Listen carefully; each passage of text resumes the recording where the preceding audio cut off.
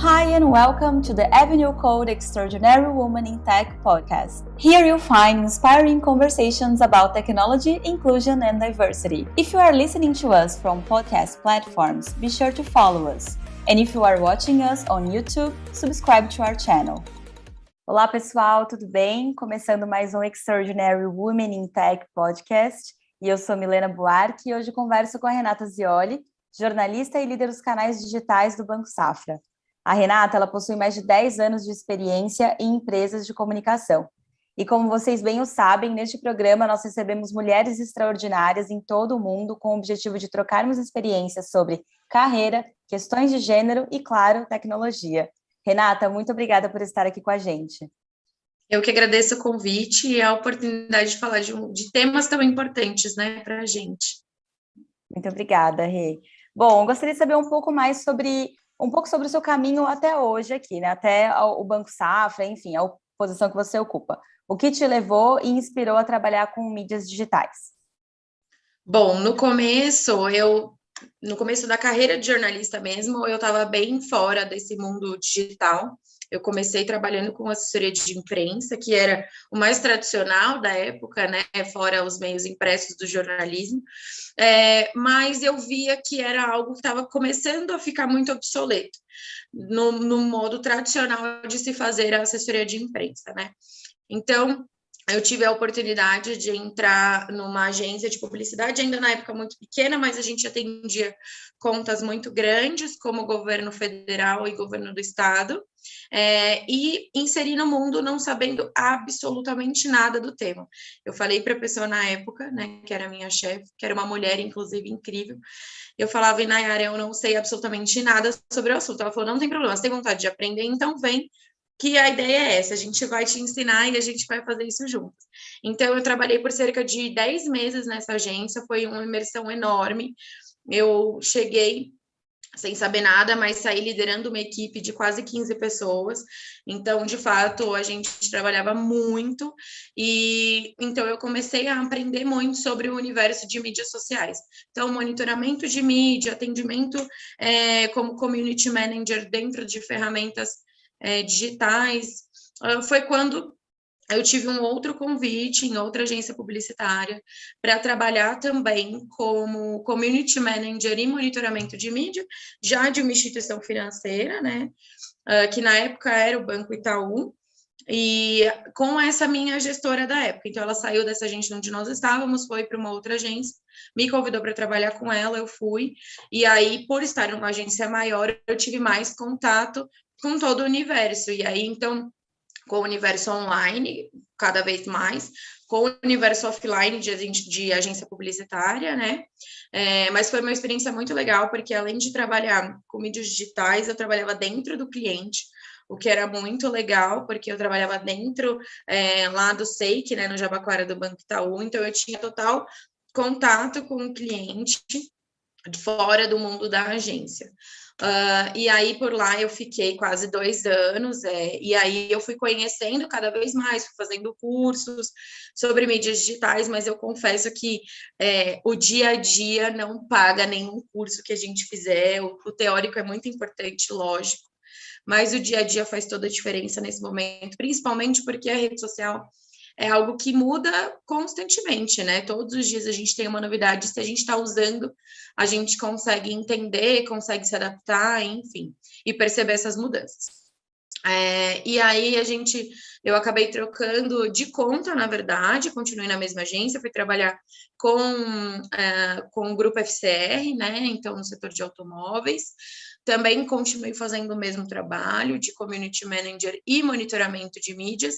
No monitoramento de mídias era algo que eu gostava um pouco mais, porque eu conseguia desenvolver mais estratégias, né? Então, não ficar ali no operacional apenas do atendimento por si só. A gente fazia análises para campanhas futuras, então eu entendia o que as pessoas estavam falando sobre determinados temas para poder gerar novas campanhas e gerar novos produtos. E aí, só que eu trabalhava muito longe da minha casa. Para mim era super fora de mão, eu perdia horas e horas no trânsito, e aí eu estava procurando uma outra oportunidade. Foi quando eu fui contratada pelo Safra, pelo LinkedIn, que era uma mídia que é uma mídia digital, que na época eu não confiava muito, eu usava muito pouco, deixava sempre atualizadinho, mas ainda não tinha tido nenhuma experiência desse tipo, né?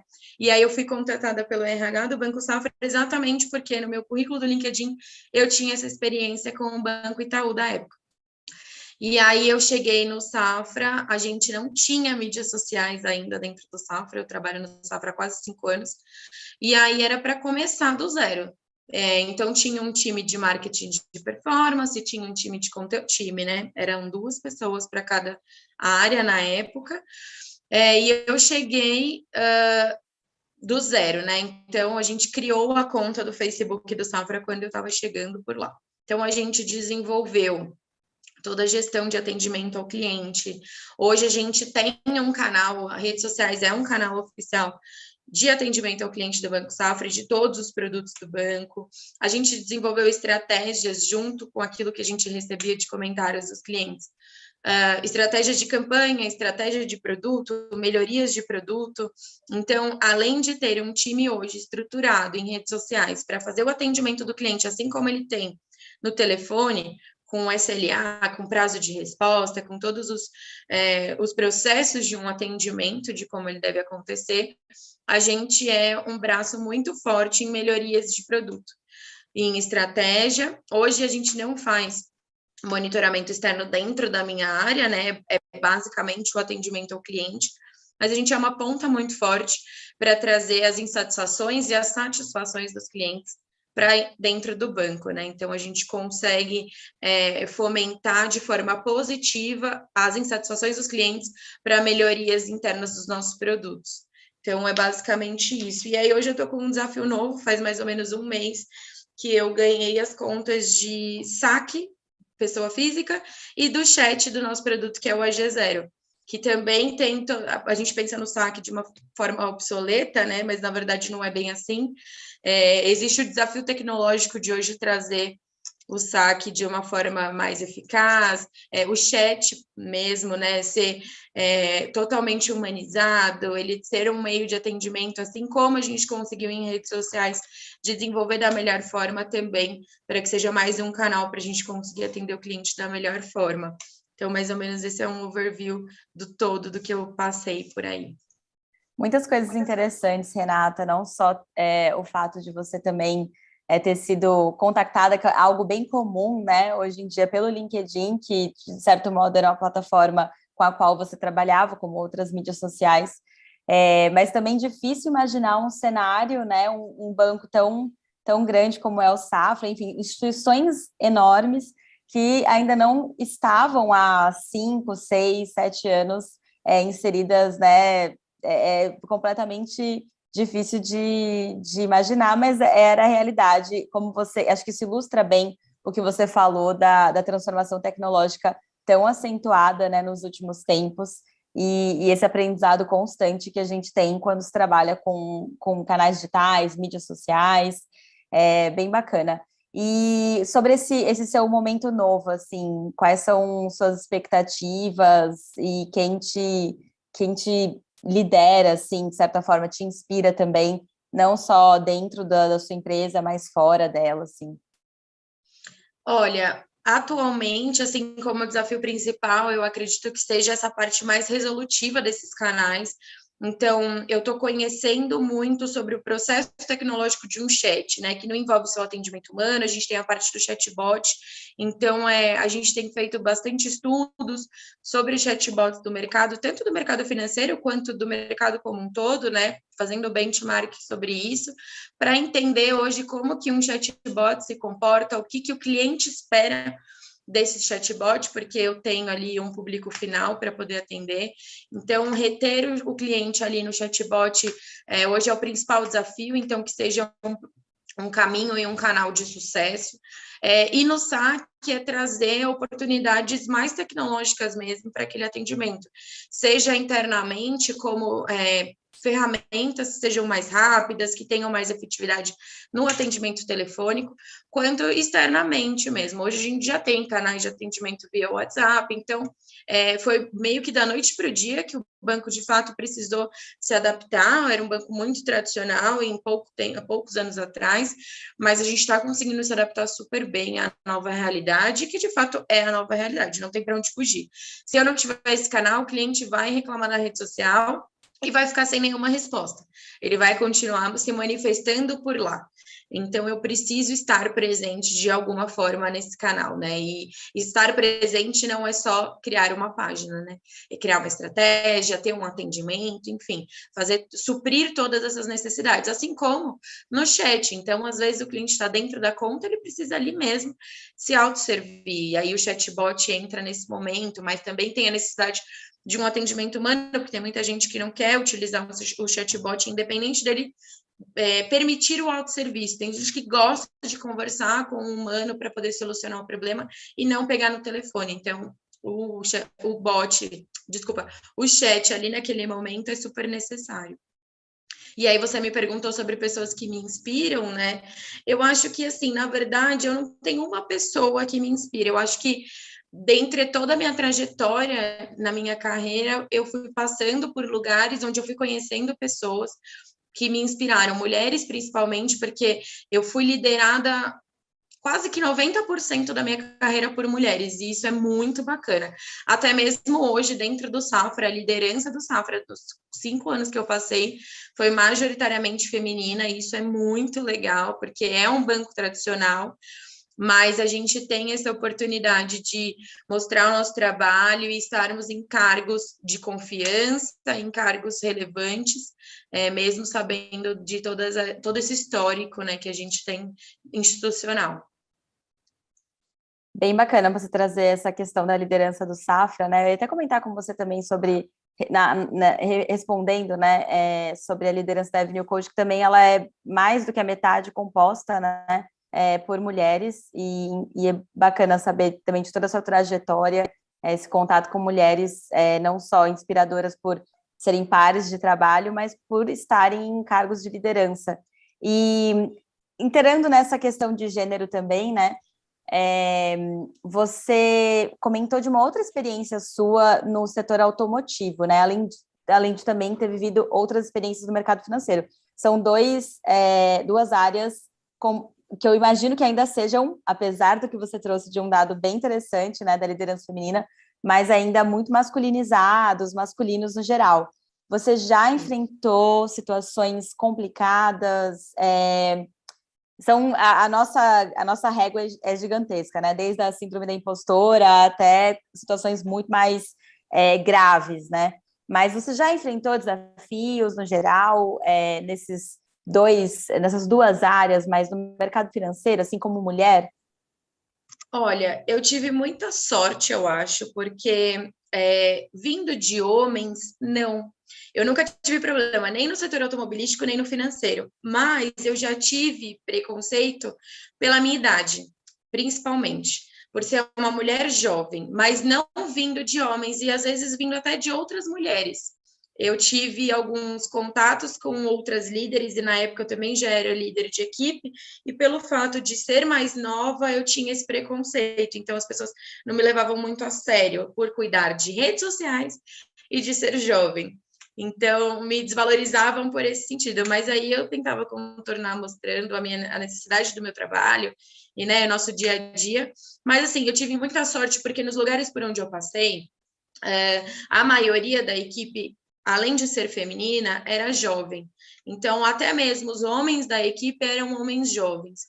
E aí eu acho que eu tinha essa facilidade de lidar, mesmo estando em ambientes tão masculinizados, né? E tão majoritariamente compostos por homens. Os que conviviam comigo eram jovens, então a gente tinha mais facilidade para tratar de assuntos de forma mais aberta, assim, que eu não tinha tanto impasse. Lógico que tem as interrupções, existem aquela história de você fala uma coisa e o cara fala a mesma coisa, e aí dão mais voz para o cara, mas eu não é algo que impactou tanto assim no meu dia a dia para eu pontuar de uma forma negativa. E você hoje, como uma team leader, você também comentou num momento da sua trajetória sobre essa dinâmica de ir ao trabalho, voltar do trabalho e esse espaço do trabalho ser distante. Acho que essa nossa conversa tivesse acontecido anos atrás, essa pauta, né, do trabalho a partir de casa, do escritório como momento, não seria tão possível, seria até estranho. Eu quero saber como que está essa sua dinâmica hoje com com o seu time, com seus liderados, enfim, se vocês têm tido uma dinâmica já de retorno ao escritório, como tem sido para a sua equipe? A gente passou por transições, né? Então, no período da pandemia, nós ficamos todos em home office, e fomos voltando gradativamente. Atualmente, a gente está híbrido, temos dias de home office de uma a duas vezes por semana. Isso dependendo, o banco como um todo, né? Existem times que estão 100% presenciais, mas a maioria ainda está trabalhando no híbrido. Isso é super positivo, né? Assim, eu, por exemplo, hoje eu estou de home office, eu tenho um dia da semana, eu gosto da ida do escritório. Eu acho que eu sou o oposto da maioria, mas eu gosto do acordar, do ter uma rotina, do conversar com pessoas ali presencialmente. E aí eu gosto do dia, assim, do home office para poder acordar um pouquinho mais tarde, para passear com as minhas cachorras de manhã. Então, fazer algumas coisas que eu não consigo no presencial, mas todos os dias me incomodava muito. Era algo que eu não soube lidar muito bem com essa rotina, assim. Eu gostava, porque eu acabava trabalhando muito mais também, né? A gente acaba ficando sem horário, então a gente começa a trabalhar mais cedo, vai trabalhar até mais tarde, almoça em cima da mesa, assim, do computador. Então, tinham coisas que eu não gostava muito por conta da rotina mesmo.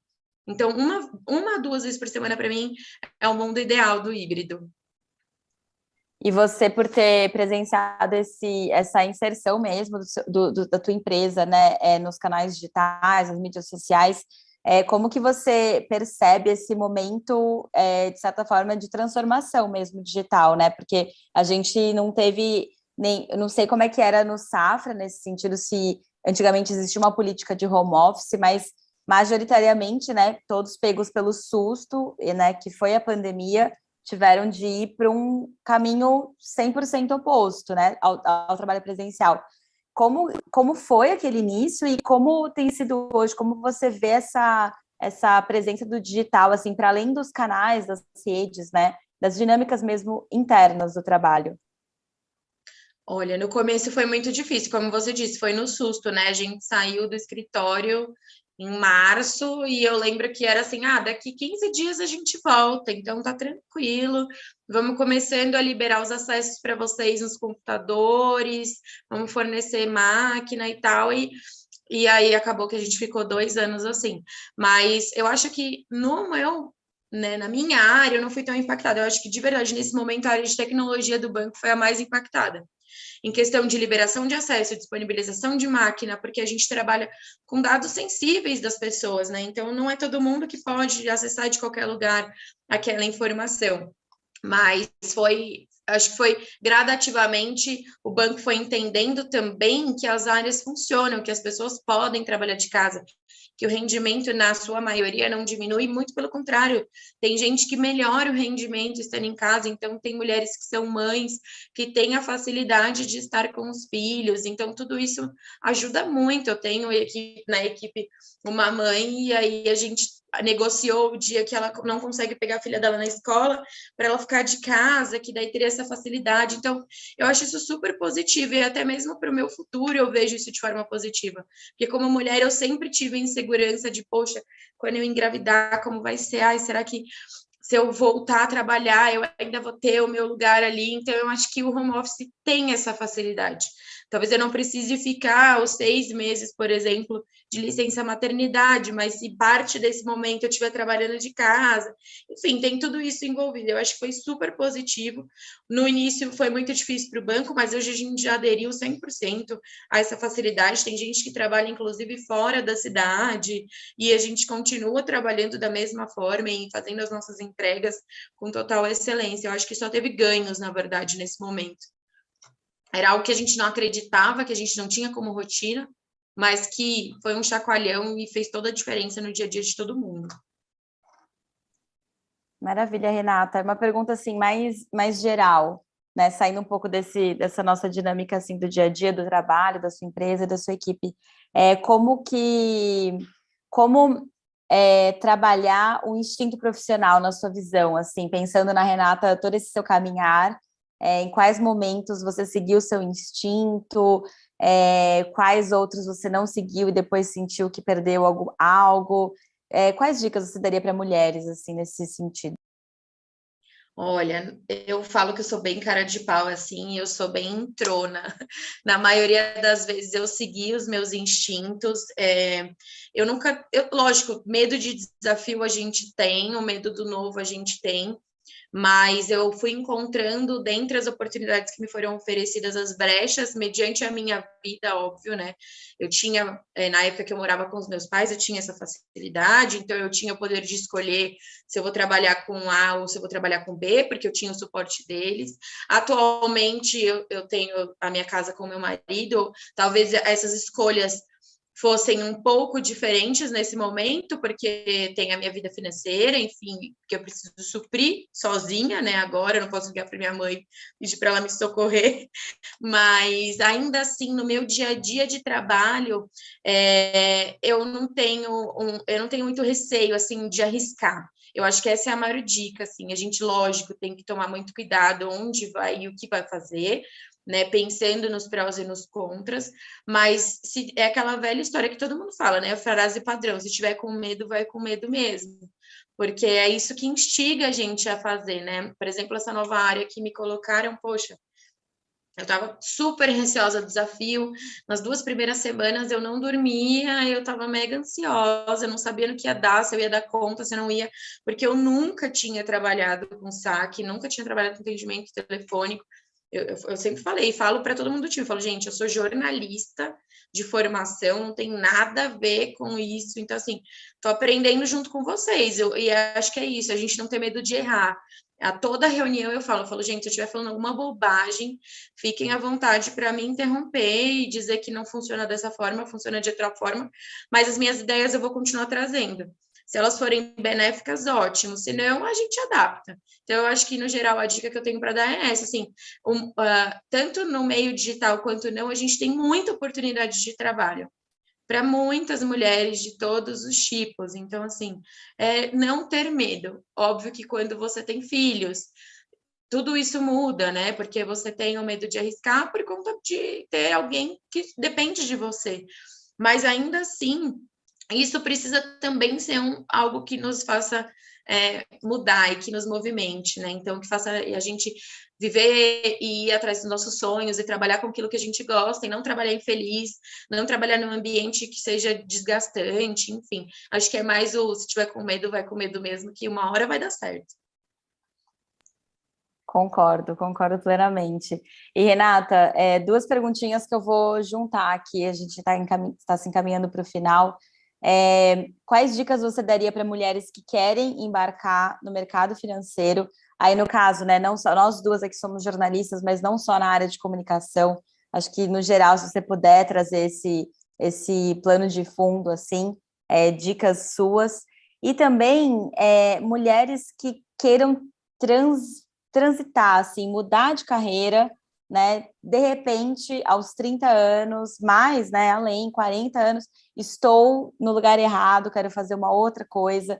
Eu acho que você não passou por isso, eu percebo que foi um caminhar aí, de certa forma, regular, né? Só avançando, mas caso acontecesse, assim, nossa, estou fazendo tudo errado, quero mudar. Queria saber a sua visão para esses 2 lados opostos. Sobre o querer mudar, é algo que eu falo isso até para o time.